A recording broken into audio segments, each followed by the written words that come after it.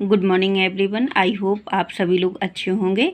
मैं बहुत अच्छी हूँ। आज का जो टॉपिक है यूरिन एग्जामिनेशन केमिकल, तो केमिकल के बारे में आज केमिकल के थ्रू जो मेथड लगते हैं उनके बारे में हम पढ़ेंगे। इससे पहले हम फिजिकल मेथड के पढ़ चुके हैं, जिसमें मैंने बहुत से वीडियोस बनाए हैं। अगर आप लोगों ने नहीं देखे हैं तो उस पे जा मेरे चैनल पे जाके आप देख सकते हैं। ठीक है, तो आज का जो है वो प्रोटीन यूरिया के ऊपर है, तो इसको स्टार्ट करते हैं। Chemical constituent frequently test in urine are protein, glucose, ketone, bile derivative and blood. ठीक है, तो केमिकल मेथड में जो आएंगे आपके प्रोटीन, ग्लूकोज, कीटोन, वाइल और ब्लड के बारे में हम इसको पढ़ेंगे। तो पहला तो है अभी आपका प्रोटीन यूरिया। प्रोटीन यूरिया को देख लेते हैं। If urine is not clear it should be filter और सेंट्रीफ्यूज बिफोर टेस्टिंग। जब किसी पेशेंट को क्या होगा, प्रोटीन यूरिया की शिकायत होगी तो उसका यूरिन जो होगा वो क्लियर नहीं होगा। ठीक है, टर्बिड होगा उसका यूरिन जो भी आएगा। तो उसको जब हम टेस्ट लगाएंगे, हम प्रोटीन यूरिया का टेस्ट जब हम लगाएंगे उसकी यूरिन से, तो उसकी यूरिन जो सैंपल दिया है उसको हमें सेंट्रीफ्यूज के लिए आवश्यकता होगी। उसको हम सेंट्रीफ्यूज करेंगे।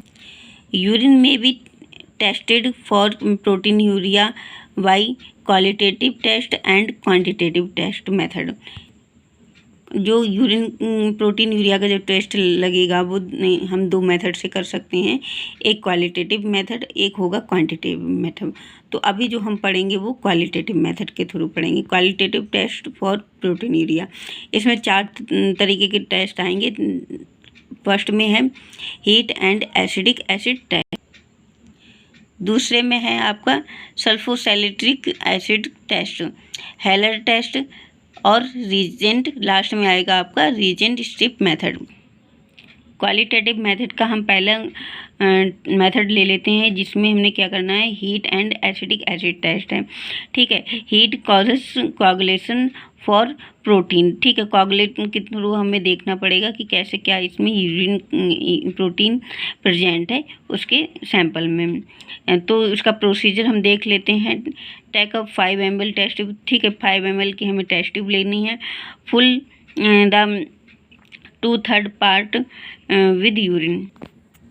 2/3 पार्ट हम किसको बोलें, जैसे कि 5 ml की हमने टेस्ट ट्यूब ले ली है तो उसका ये आधा हो गया, उसमें से हमें आधा, ठीक, उसको हम बोलते हैं 2/3 पार्ट। फिर हम इसमें क्या करेंगे, कुछ ड्रॉप्स क्या है एसिडिक एसिड की हम मिक्स करेंगे। फिर उसके बाद क्या करेंगे, बॉयल करेंगे टेस्ट ट्यूब को। और कौन सा पार्ट करेंगे, अपर पार्ट करेंगे, और उसको ना हीट को ऐसे तिरछा करके रखना है। ठीक है, तिरछा करके हम रखेंगे, ये तिरछा करके, ठीक है, थोड़ा सा। और उसके अपर पार्ट में हम हीटिंग हम प्रोवाइड करेंगे, जिससे क्या वो बॉयल हो जाएगी। ऐसे करके रखते हैं, नीचे कुछ ऐसे वो रख लेंगे और ऐसे तिरछा रखते हैं। ठीक है, और हमें इसका ना अपने माउथ की साइड नहीं रखना होता है, इस साइड रखना होता है, क्योंकि ताकि क्या, जब वो बॉयल होता है तो वो जो यूरिन है और उसका एसिडिक एसिड है उबल कर हमारे फेस पर या फेस पे नहीं पड़े, तो इस साइड रहता है। तो अगर सपोज बॉयल होकर बाहर भी निकल भी रहा है तो वो अदर सरफेस पे गिरेगा, ना कि हमारे फेस पर या हमारे एप्रन वगैरह पे गिरेगा। ठीक, इसलिए हमें थोड़ा तिरछा करके और अपर पार्ट को हमें उसका बॉयल करना होगा।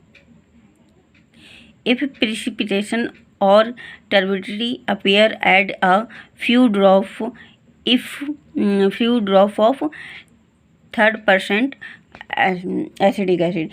3% जो एसिडिक एसिड जो मिलेगा ना, उसके बाद में क्या होगा, प्रेसिपिटेशन माने होता है बहुत तेज़ी से टर्बिडिटी हो जाएगी। किस में हो जाएगी, जो हमने यूरिन है ना उसमें बहुत ज़्यादा टर्बिडिटी मिलेगी। टर्बिडिटी मतलब मैलापन, गंदा दिखेगी हमें, येलोइश सी बहुत ज़्यादा। इंटरप्रिटेशन हमें देख लेनी, इंटरप्रिटेशन बहुत ज़रूरी होती है। ठीक, हर एक किसी टेस्ट के लिए। तो अगर नहीं आती हो तो हर एक टेस्ट की आपको जानना ज़रूरी होता है। इफ़ टर्बिडिटी और precipitation disappear on addition of acidic acid. अगर क्या होता है कि हमने एसिडिक एसिड मिक्स किया उसमें, ठीक है, किसमें, यूरिन के जो हमने टेस्ट ट्यूब लिया है उसमें यूरिन सैंपल में हमने एसिडिक एसिड मिक्स किया है, उसके बाद क्या होता है, टर्बिडिटी ना हो, टर्बिडिटी वगैरह ये चीज़ें नहीं हो रही, डिसपेयर हो जा रही हैं, नहीं हो रही हैं, तो किस कारण होती, it is due to phosphate, phosphate के कारण वो उसमें मैलापन नहीं आएगा, ठीक, एसिड मिलाने के बाद भी नहीं आएगा, तो उसमें क्या है, उस यूरिन में फॉस्फेट की मात्रा ज़्यादा है। It is persist after addition and acidic acid, ठीक है,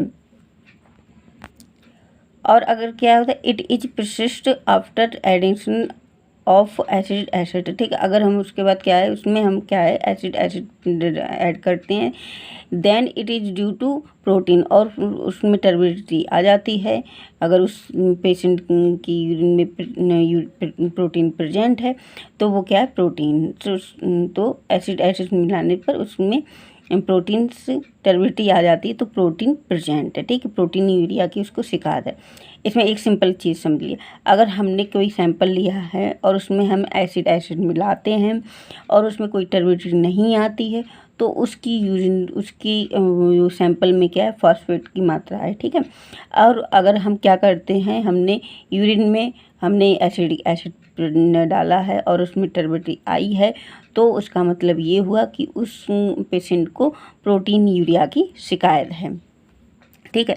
फिर इसमें लास्ट में क्या होता है, इसका जो टेस्ट होता है वो हम ग्रेड के थ्रू देते हैं, सेमी क्वांटिटेटिव इसका टेस्ट होता है, जिसमें क्या है, ट्रेस से लेकर 4+ डिपेंडिंग करते हैं अंडर अमाउंट तक, ठीक है, जैसे कि इसमें आगे बताएंगे उसके अकॉर्डिंग हमें चलना होगा।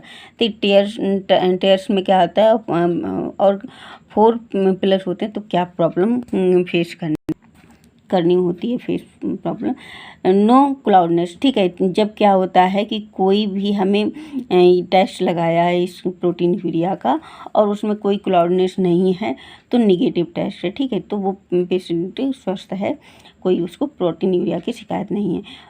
फेंट क्लाउडनेस, अगर हल्की क्लाउडनेस है तो टेयर्स है, तो ये जो आती है लेस देन 0.1 ग्राम पर DL उसकी नॉर्मल रेंज में आएगा, ठीक है, तो ये जो टेयर्स का जो होता है, तो इसका क्या मतलब कब कब हमें दिखाई दे सकती है, जैसे कि क्या है कि सपोज 2 कंडीशन में, या तो वो उसको डिसीज ये शुरू हो रही है पेशेंट को, तो हमें दिखाई दे सकती है, या फिर क्या होता है कि सपोज उसने पेशेंट ने क्या किया है कि शाम को ऐसे प्रोटीन से जुड़ी हुई चीज़ें ज़्यादा खाई हैं, जैसे दाल है, पनीर वगैरह है, ये चीज़ें ज़्यादा ले ली, या मीट वगैरह कोई ले ली, तो क्या है कि मॉर्निंग में उसकी जो है यूरिन में टेयर्स, मतलब कि फेंट क्लाउडनेस आएगी, हल्का मैलापन आना ही आना है, तो ये हमारे मतलब कि इसमें प्रॉब्लम में भी हो सकता है और नॉन प्रॉब्लम में भी, अगर लगातार ये आता है तो हमारे आगे कंडीशन बढ़ती जाएगी।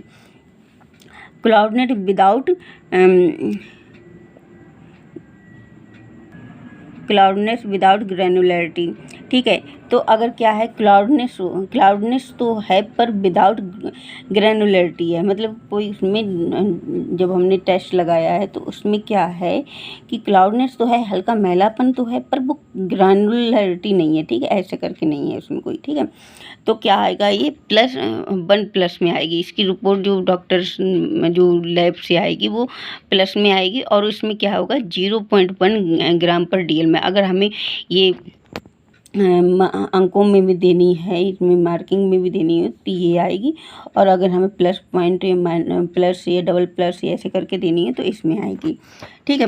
तो अब हम आगे चलते हैं, ग्रैनुलर क्लाउडनेस, ठीक है, ग्रैनुलर भी है, मैली भी है, प्लस उसमें ग्रैनुलर से भी कुछ दिख रहे हैं, तो ये डबल उस पर आएगी, डबल प्लस में आएगी, और 0.1 से लेकर 0.2 ग्राम पर DL में रहेगी इसकी रेंज, ठीक है। प्रिसिपिटेशन एंड फ्लॉकुलेशन, ठीक है, प्रिसिपिटेशन और फ्लॉकुलेशन, ठीक है, बहुत तेज़ी से है, और फॉल्कुलेशन भी है। फॉल्कुलेशन मतलब होता है, एक तो होता है हमारा कोआगुलेशन, ठीक है, कोआगुलेशन में क्या होता है हमारे यहाँ पर जब हम जैसे फॉर एग्जांपल ब्लड टेस्ट करते हैं तो उसमें क्या है कोआगुलेशन, वो होता है हमारा कोआगुलेशन।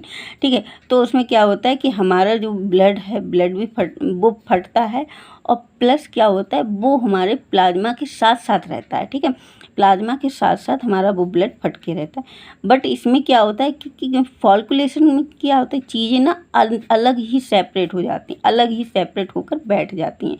ठीक है, तो इसको हम बोलते हैं फॉल्कुलेशन। और इसमें क्या होगा, एक चीज़ और भी होगी इसमें फॉल्कुलेशन में कि ये अलग बैठेगा भी और बैंडिंग के साथ बैठेगा, बॉन्डिंग किसी कोई ना कोई और चीज़ इसके साथ बैंडिंग रहेगी। ठीक है, जुड़ी हुई रहेगी, ऐसे रहेगा, कुछ और भी चीज़ इसमें जुड़ी हुई होगी। ठीक है, सपोज और भी मैलापन जो भी हो पस वगैरह वो भी इसमें लगे। तो फॉल्कुलेशन और कोआगुलेशन मतलब नॉर्मली ये है, और डीपली कोई इस पर आगे कोई ऐसी वीडियो होगी तो उस पर ज़रूर बनाऊँगी। ठीक है, फिर आगे आएगा थिक सॉलिड प्रिसिपिटेशन। ठीक है, तो थिक सॉलिड आएगा, जब थिक सॉलिड आएगा तो उसमें क्या होगा, टेस्ट ट्यूब में ना जब हम इसे सेंट्रीफ्यूज करेंगे तो एकदम थिक बैठा होगा, गाढ़ा गाढ़ा सा होगा, जो कि क्या ऐसे हम टेस्ट ट्यूब को हिलाएंगे तो वो ईजिली जो अदर यूरिन सैंपल है उसमें मिक्स नहीं होगा, तो सॉलिड फॉर्म में होगा।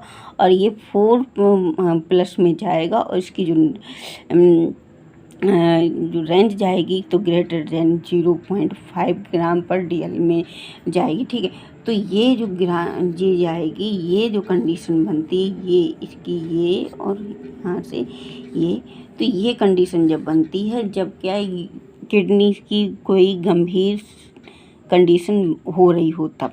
ठीक है, वैसे नॉर्मल ये कोई नॉर्मल में हमारे यहाँ तक जाएगी, यहाँ से यहाँ तक जाएगी और ये मेडिसिन खाने के बाद हमारी ठीक हो जाती है।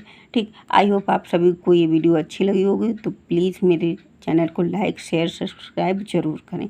Thank you.